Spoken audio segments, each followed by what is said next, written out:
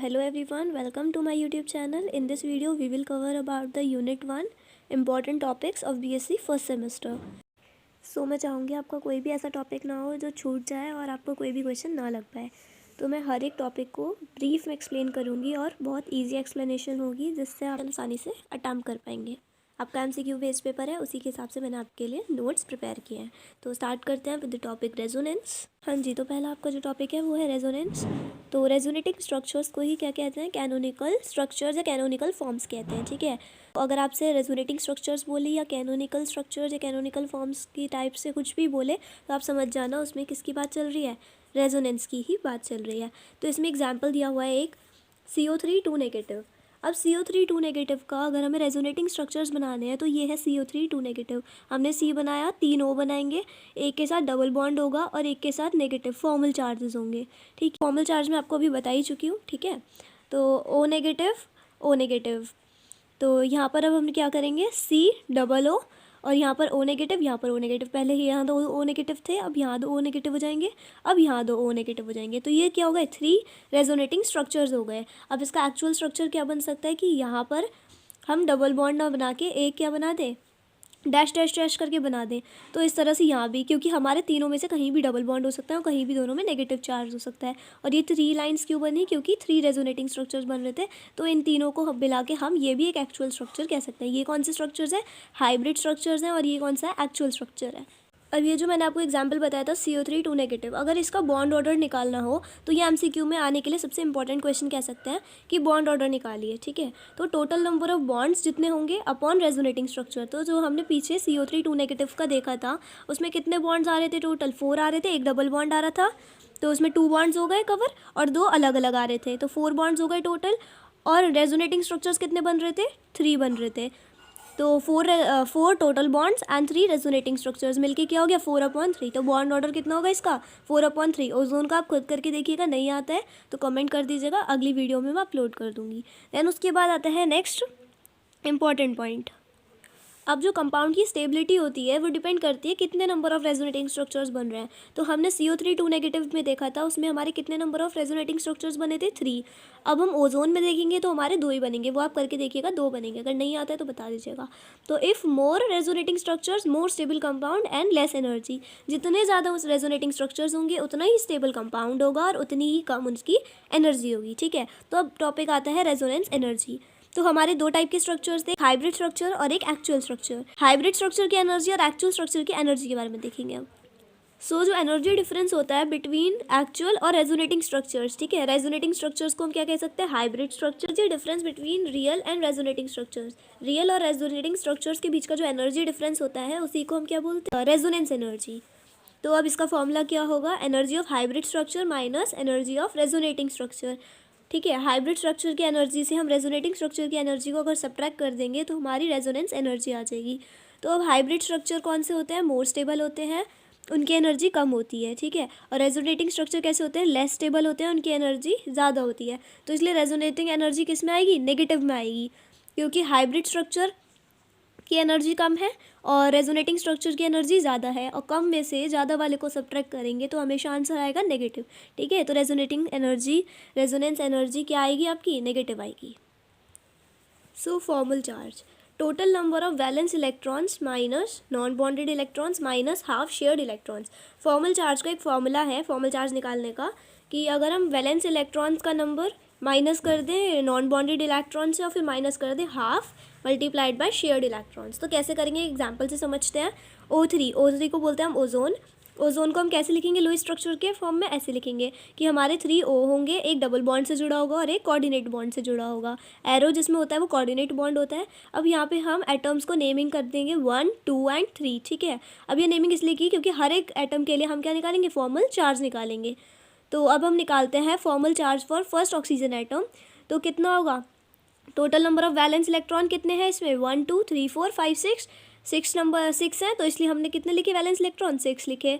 फिर माइनस करेंगे, non bonded कितने हैं, अब देखो ये 1 2 ये तो बॉन्डेड है, लेकिन यहाँ पर 1 2 3 4 4 क्या है, नॉन बॉन्डेड है, तो 4 आ जाएंगे। उसके बाद हाफ लिखा, उसके बाद शेयर्ड इलेक्ट्रॉन्स कितने हैं, तो शेयर्ड इलेक्ट्रॉन्स आपके वैसे इसके 2 हैं लेकिन इसके भी माने जाते हैं, तो 4 हो गए टोटल। शेयर्ड इलेक्ट्रॉन्स कितने हो गए 4, तो हाफ इंटू 4, तो आपका कितना आंसर आ जाएगा 0। तो यहाँ पे फॉर्मल चार्ज कितना आएगा फर्स्ट वाले एटम पे 0। And then second oxygen atom में आपकी कितने नंबर ऑफ वैलेंस इलेक्ट्रॉन्स है 6 है, तो 6 लिखा। उसके बाद आपके अनबॉन्डेड कितने हैं 2 हैं, क्योंकि यहाँ पर 2 दे रहे हो और यहाँ पर 2 दे रहे हो, बचे कितने अनबॉन्डेड 2 बचे, तो अनबॉन्डेड आ गए आपके या फिर नॉन बॉन्डेड आपके आ गए 2, ठीक है। और फिर उसके बाद हाफ की मल्टीप्लाई किसके साथ करोगे, शेयर्ड इलेक्ट्रॉन्स के साथ। और शेयर्ड कितने हैं 1 2 3 4 और 5 6, क्योंकि 4 इनके साथ हो रहे हैं और 2 इनके साथ, तो 6 हो गए आपके शेयर्ड, तो यहाँ पर 6 आ जाएगा। तो कितना आंसर आएगा, formal charge second oxygen atom के लिए 1 आएगा और थर्ड के लिए कितना आ जाएगा -1। कैसे आएगा, क्योंकि यहाँ पे नॉन बॉन्डेड भी 6 है और वैलेंस इलेक्ट्रॉन भी 6 है। ये देखो नॉन बॉन्डेड है 6, वैलेंस भी है, ठीक है, लेकिन शेयर्ड कितने ऊपर वाले से शेयर्ड 2 हो रहे हैं, तो इसलिए 2 हो जाएगा।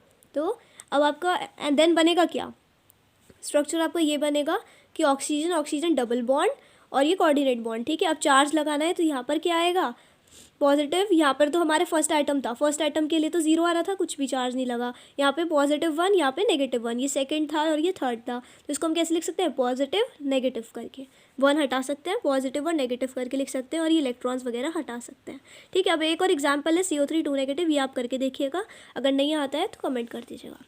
उसके बाद H3O पॉजिटिव का भी करके देखिएगा, फॉर्मल चार्ज प्लस आएगा, ठीक है, और अगर नहीं आता है तो बोल दीजिएगा, explain you in the next video. So अब थर्ड टॉपिक आता है आपका डायपोल मोमेंट, जिसको हम डिनोट करते हैं म्यू से। इसका फॉर्मूला होता है चार्ज इंटू लेंथ, ठीक है, तो Q into L is equals to mu होता है। ये आप 12th में पढ़ते भी आए होंगे, फिजिक्स में था आपका डायपोल मोमेंट। उसके बाद एग्जाम्पल क्या है, हम कोई भी एक एग्जाम्पल ले लेते हैं HCl, ठीक है। H पे क्या होगा पार्शियल पॉजिटिव चार्ज और Cl पे क्या होगा पार्शियल नेगेटिव चार्ज। और डायपोल मोमेंट के लिए डायरेक्शन क्या होती है नेगेटिव टू पॉजिटिव, मतलब जो इलेक्ट्रॉन्स की डायरेक्शन होती है, इलेक्ट्रॉन्स की क्या होगी डायरेक्शन नेगेटिव टू पॉजिटिव, और जो इलेक्ट्रॉन्स की डायरेक्शन होती है वही डायपोल मोमेंट की डायरेक्शन होती है। अब यूनिट की बात करते हैं डायपोल मोमेंट की, तो वो CGS यूनिट क्या होती है D/, और SI यूनिट क्या होती है कूलम मीटर। कूलम मीटर कैसे आई, क्योंकि Q क्या है चार्ज की यूनिट कूलम और लेंथ की मीटर। उसके बाद अब डायपोल बनता कैसे है, तो इलेक्ट्रोनेगेटिविटी के डिफरेंस की वजह से बनता है। जो पॉजिटिव है और जो नेगेटिव है इन दोनों की डिफरेंस होगा इलेक्ट्रोनेगेटिविटी में, ठीक है। इसकी इलेक्ट्रोनेगेटिविटी ज़्यादा होगी, इसकी कम होगी, तो दैट्स वाई इसके डिफरेंस की वजह से एक डायपोल जनरेट हो जाता है। उसके बाद आता है बॉन्ड मोमेंट, ठीक है। बॉन्ड मोमेंट पढ़ने के लिए हमें बॉन्ड मोमेंट का एक रिलेशन होता है इलेक्ट्रोनेगेटिविटी के साथ, ये क्वेश्चन लगाने में आपको हेल्प करेगा। अगर MCQ बेस्ड क्वेश्चन आते हैं तो आपसे अगर पूछता है इलेक्ट्रोनेगेटिविटी देकर कि बॉन्ड मोमेंट कितना होगा फ्लोरीन का, तो आप बता सकते हैं इलेक्ट्रोनेगेटिविटी डायरेक्टली प्रोपोर्शनल होती है बॉन्ड मोमेंट के। तो फ्लोरीन का सबसे ज़्यादा इलेक्ट्रोनेगेटिविटी है तो इसका बॉन्ड मोमेंट सबसे ज़्यादा होगा, क्लोरीन की उससे कम बॉन्ड मोमेंट, ऐसी ब्रोमीन की सबसे कम, उससे कम आयोडीन। तो इस हिसाब से हम ऑर्डर के हिसाब से बता सकते हैं कि बॉन्ड मोमेंट कितना होगा कौन से एटम का। और होता क्या है बॉन्ड मोमेंट, तो degree of charge separation in a covalent bond is called bond moment. तो जो डिग्री होती है चार्ज सेपरेशन की कोवेलेंट बॉन्ड में, उसी को हम बोलते हैं बॉन्ड मोमेंट। तो अब आता है order of strong molecular interaction, तो ये MCQ के लिए सबसे इंपॉर्टेंट है, order of strong of molecule interaction. तो इसको आप पढ़ लीजिएगा, देख लीजिए, क्लियर विजिबल होगा आपको। आयन डायपोल इंट्रैक्शन सबसे ज़्यादा होता है स्ट्रॉन्ग, उसके बाद डायपोल इंट्रैक्शन, उसके बाद आयन इंड्यूस्ड डायपोल इंट्रैक्शन, उसके बाद dipole induced dipole interaction, and then instantaneous dipole induced dipole interaction, जिसको आप लंडन फोर्स भी कहते हैं। इसके बारे में आपको सेकेंड यूनिट में डिटेल समझाऊंगी क्या क्या चीज़ है, बट इसके बाद आप ये स्ट्रॉन्ग इंट्रैक्शन सबका पढ़ लीजिएगा ऑर्डर। ओके, नेक्स्ट टॉपिक आता है आपका परसेंटेज आयनिक करेक्टर फॉर्म डायपोल मोमेंट। तो जो आपने अभी डायपोल मोमेंट पढ़ा था क्या था, mu is equals to Q into L, ठीक है। तो डायपोल मोमेंट निकालने के बाद आप परसेंटेज आयनिक करेक्टर निकालोगे उसकी हेल्प से, ठीक है। तो कैसे निकालोगे, इस पे बेस्ड क्वेश्चन आके आपको 4 ऑप्शंस मिल सकते हैं, MCQ में आ सकता है ये क्वेश्चन। तो परसेंटेज आयनिक करेक्टर निकालने के लिए आप लिखोगे observed mu upon calculated mu into 100, मतलब कि आपका observe dipole moment upon calculated dipole moment into 100। तो परसेंटेज आयनिक करेक्टर के लिए मैंने क्वेश्चन भी लिया है, HBr का आपको परसेंटेज आयनिक करेक्टर निकालना है, ठीक है। उसके बाद म्यू ऑब्जर्व आपको गिवन है, म्यू कैलकुलेटेड आपको निकालना पड़ेगा, फिर इंटू 100 कर सकते हो। तो म्यू कैलकुलेटेड निकालने के लिए म्यू का एक फॉर्मूला था, mu is equals to Q into L, ठीक है। Q को हम लिख सकते हैं NE, ठीक है। इलेक्ट्रोस्टैटिक्स में एक फॉर्मूला था Q का, Q is equals to NE, तो वहीं से हमने ये फॉर्मूला लिखा है। उसके बाद 1.6 इंटू 10⁻⁻19 आ जाएगा, 3 इंटू 10⁻9 ESU। इसको आप एज इट इज़ याद कर लीजिए टर्म। उसके बाद एल की वैल्यू आपको यहाँ पर गिवन होगी, bond length 1.41 into 10⁻⁸ centimetre angstrom में गिवन है। एंगस्ट्रॉम से कन्वर्ट करने के लिए हम 10⁻⁸ से मल्टीप्लाई कर देंगे, फिर वो सेंटीमीटर में आ जाएगा, क्योंकि ESU आपकी CGS यूनिट है। उसके बाद सेंटीमीटर आ जाएगी। तो इन सब की आपको मल्टीप्लाई करनी है पावर्स वाली टर्म्स की, और 1.6, 3 और 1.41 की करोगे तो आपकी ये टर्म आ जाएगी। तो टोटल आंसर आपको ये आ जाएगा। और ये डी क्या डिनोट कर रहा है, डी बाय को, जो कि म्यू की क्या है, यूनिट है। उसके बाद परसेंटेज आने करेक्टर निकालने के लिए mu observe, mu calculated. Mu observe आपको गिवन था 0.82, 6.77 आपने म्यू कैलकुलेटेड निकाल लिया, इंटू 100 किया, तो आपका अप्रॉक्स आंसर आ जाएगा 12% आयनिक इन नेचर। अब आपका नेक्स्ट टॉपिक आता है पोलराइजिंग पावर एंड पोलराइजेबिलिटी। ठीक है, तो पोलराइजिंग पावर किसके पास होती है, कैटायन के पास, और पोलराइजेबिलिटी किसके पास होती है, एनायन के पास। तो वो चीज़ हम डिटेल में समझेंगे। सबसे पहले ये समझते हैं कि ये होता क्या है। तो when two oppositely charge ions approach each other, तो जब ये पॉजिटिव और ये नेगेटिव ये दोनों आपस में अप्रोच करते हैं, तो जो पॉजिटिव आयन होता है वो अट्रैक्ट करता है नेगेटिव आयन को। ठीक है, और न्यूक्लियस से क्या करता है, रिपेल करता है, क्योंकि पॉजिटिव चार्ज और न्यूक्लियस भी पॉजिटिव, वो दोनों आपस में रिपेल करेंगे। लेकिन जो पॉजिटिव चार्ज है वो नेगेटिव को क्या करता है, अट्रैक्ट करता है। तो resultant negative ion becomes elliptical towards. तो ये जो होता है परफेक्ट सर्कुलर नहीं रहता, ये क्या हो जाता है, स्लाइटली इलिप्टिकल हो जाता है टूवर्ड्स द कैटायन। कैटायन की तरफ क्या हो जाता है, थोड़ा सा झुकने लगता है, इलिप्टिकल हो जाता है। तो इसी को हम कहते हैं कि पोलराइजेशन हो गया एनायन का ड्यू टू कैटायन। कैटायन आया और उसने इसको अट्रैक्ट किया तो इसकी शेप सर्कुलर की जगह क्या हो गई, इलिप्टिकल हो गई। इसने इसको अपनी तरफ अट्रैक्ट करा लिया, और जिससे क्या हुआ, इसके पास पोलराइजिंग पावर है और इसके पास क्या है, पोलराइजिबिलिटी। ये पोलराइज हो गया एंड इसने पोलराइज कर दिया। सो यही अब डेफिनेशन में लिखा है, the capacity of cation to polarize the anion. जो कैपेसिटी है कैटायन के पास एनायन को पोलराइज करने की, उसी को हम बोलेंगे पोलराइजिंग पावर ऑफ कैटायन। और एनायन के पास कौन सी प्रॉपर्टी है, पोलराइजिबिलिटी की, कि वो पोलराइज हो गया। और इस प्रोसेस को क्या कहते हैं, पोलराइजेशन कहते हैं। तीनों वर्ड्स का डिफरेंस समझ आया। पोलराइजिंग पावर किसके पास है, कैटायन के पास। पोलराइजिबिलिटी किसके पास है, एनायन के पास। और पोलराइजेशन का एक प्रोसेस है जिसके बीच ये सब हो रहा है। अब पोलराइजिंग पावर और पोलराइजिबिलिटी का जो रिलेशन होता है वो इन्वर्सली प्रोपोर्शनल होता है। उसके बाद नेक्स्ट आता है चार्ज और चार्ज साइज। तो एल्यूमिनियम 3+, मैग्नीशियम 2+, Na+। चार्ज क्या हो रहा है, कम होता जा रहा है।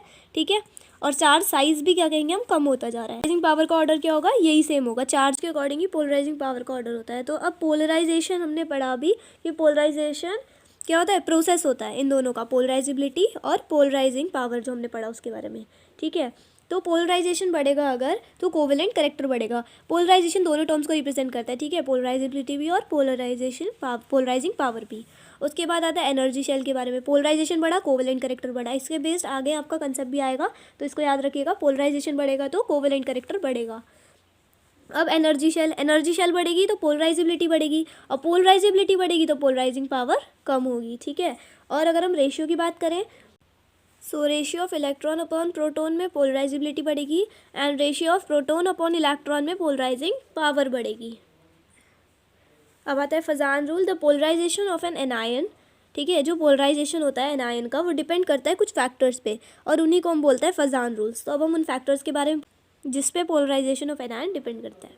सो ये आपका लास्ट टॉपिक है, एंड इस पे 4 पॉइंट्स हैं। 4 पॉइंट्स कवर करती है आपका ये चैप्टर, कंप्लीटली कवर हो जाएगा। उसके बाद क्वेश्चन नहीं लगेगा उसके बाद जो आपको ना एग्जाम में इस यूनिट से। ठीक है, पर उससे पहले आपको ये सब याद करना पड़ेगा। अगर ये पॉइंट्स आपको याद नहीं होते हैं तो आप क्वेश्चन लगाने में डिफ़िकल्टी फेस कर सकते हैं। अगर ये पॉइंट्स आपको याद हो गए देन उसके बाद आपके क्वेश्चन ईजिली सॉल्व हो जाएंगे। तो सबसे पहला पॉइंट है high charge on ions. High charge on ions क्या है कि आयंस में हमारे 2 आयंस आते हैं, कैटायन और एनायन। तो हम दोनों के लिए देखेंगे। सबसे पहले देखते हैं कैटायन के लिए।